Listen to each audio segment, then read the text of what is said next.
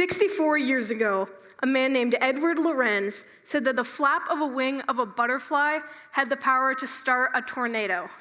This idea is called the butterfly effect. But I'm not here to talk to you about a butterfly. I'm here to talk to you about a bee, the bee that changed my life. It all started in 2018 when I was looking for something to watch and I came across the Bee Movie.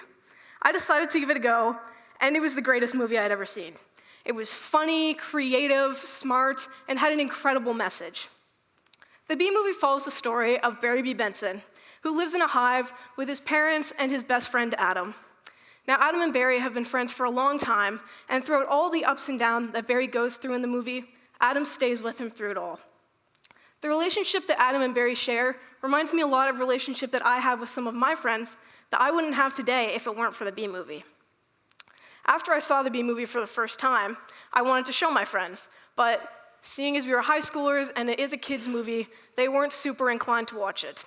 They did agree to watch it with me, though, if I would watch the movie The Avengers with them, because it was one of their favorites. So I agreed, and I ended up loving this movie. And I decided that I would watch all the rest of the Marvel movies, and this gave us something extra to bond over as friends. And as we've gone off to different universities, Marvel movies are the reasons that we come back together to watch them as they come out, and it has kept us connected throughout all of our lives, all because of the Bee Movie. I mentioned before that Barry also was with his parents, and his parents really want the best for him, but they don't always see eye to eye. But nevertheless, they are very close, just as I am very close with my family.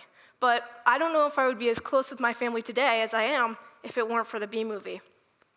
You see, after watching the Avengers movies, I went to my family and I said, we should watch all these movies together. And so we did. And it gave us something to do in the evenings. We would come together and watch a Marvel movie, and it gave us something extra to bond over and made us spend more time together, bringing us closer as a family unit, all thanks to the Bee Movie. Now, Barry is about to graduate from university, and the way that it works in his hive is you get one choice of what job you want to do, and you have to stay in that job for the rest of your life. I was in grade 12, and this idea from the Bee Movie stuck out to me, and I decided that if I was able to, I wanted to make just one choice and let that be what set me up for the rest of my life. The Bee Movie also talks about themes of science and presents them in ways that are fun and interesting and exciting. And seeing that done in the movie made me realize that that's something I wanted to do. So I decided that I was going to become a science teacher to be able to give kids fun scientific ideas in interesting ways. Wanting to be a science teacher, combined with wanting to make one choice, led me to go to Crandall University, because there I was able to take a science degree and an education degree at the same time. So because of the Bee Movie, I ended up going to Crandall University, and I ended up deciding that I was going to be a science teacher. Now, Barry is kind of overwhelmed by this choice of only being able to make one decision to set up his entire life. And so he decides that he's going to leave the hive to see what else is out there. Shortly after he leaves, he is almost killed by a man hitting him with a boot, which is a struggle if you're a bee. But Barry is saved, thankfully, by a kind woman named Vanessa, and he decides that he must thank her for saving his life. He's very nervous to do this, though, because he's never spoken to a human before. He considers different ways that he could start this conversation, thinking maybe he should start with a question, giving us the iconic quote, "You like jazz?" When I went to university, I was also very nervous about making friends, and so I decided that I would take a page out of Barry's book, and when I met someone who I wanted to be friends with, I would ask them a question. Have you ever seen the Bee Movie? Shockingly, this worked not once, but twice, and it is actually how I made two of my best friends. I asked them if they had seen the Bee Movie. They said yes. We talked about it, bonded over that, and then it led to us finding other shared interests. And I would not have those friendships today if it weren't for watching the Bee Movie all those years ago.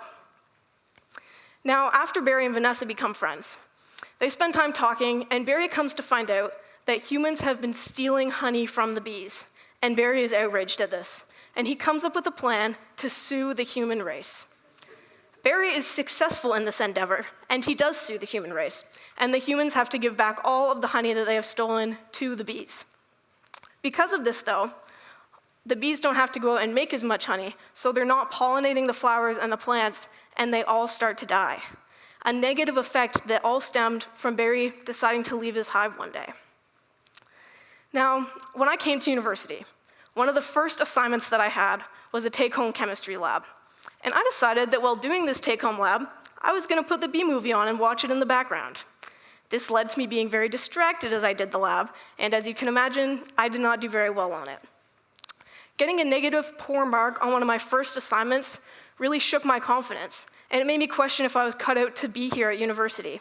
And this self-doubt persisted through other assignments I had, leading me to do poorly on others and lowering my GPA less than it would have been if I had never seen the B-movie in the first place.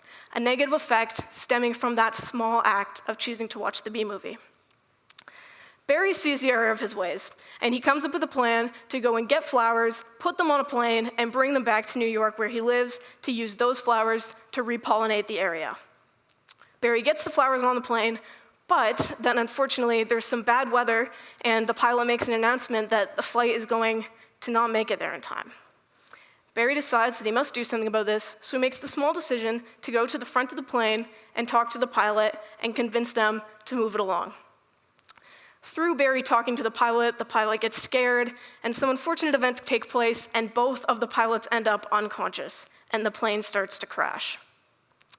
If I had never seen the B-movie, I wouldn't have come to Crandall, and I wouldn't have joined the Crandall Student Association, and I wouldn't have been going to an event for the Crandall Student Association when I was in a car crash, all because I watched the B-movie.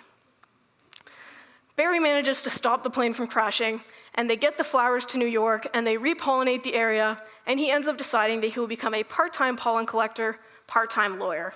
Happy ending. Now, why am I telling you all this? We're often told in life that we shouldn't sweat the small stuff. But I think that we should sweat the small stuff, because it is the little small choices that we make in life that can have massive impacts. For example, I said that I want to become a science teacher. And in this role, I'm going to have the opportunity to impact lots of my students, and they will go on to impact others as well. I could say to a student one day, "I'm really proud of how you're doing in my class." And that kid could decide that they're going to pay a little extra attention.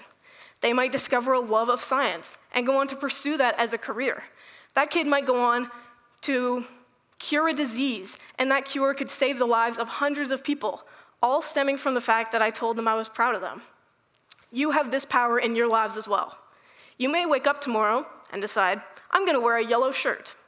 Someone might see you wearing that shirt, and it'll put them in a great mood, because maybe it's their favorite color. That night when they go to dinner, they'll decide to give the waiter an extra large tip because they're in such a good mood from your shirt.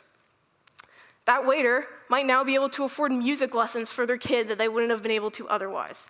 And that kid might go on to make wonderful songs that will inspire and uplift people for generations long after we're all gone, all because you decided to wear a yellow shirt.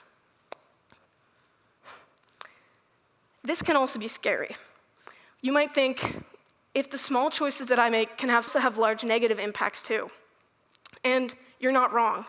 But the good thing is, because we're given so many small choices in life, when you make a small choice that gets you off of the track you want to be on, you'll be given others that you can make to get you back to where you want to go. My hope is that after today, you will be inspired by the power that you have within your small choices to make a large impact, and that you will use those choices to impact the lives of yourselves and others for the better, and that you will be able to say that your life too was changed forever by the B-movie. Thank you.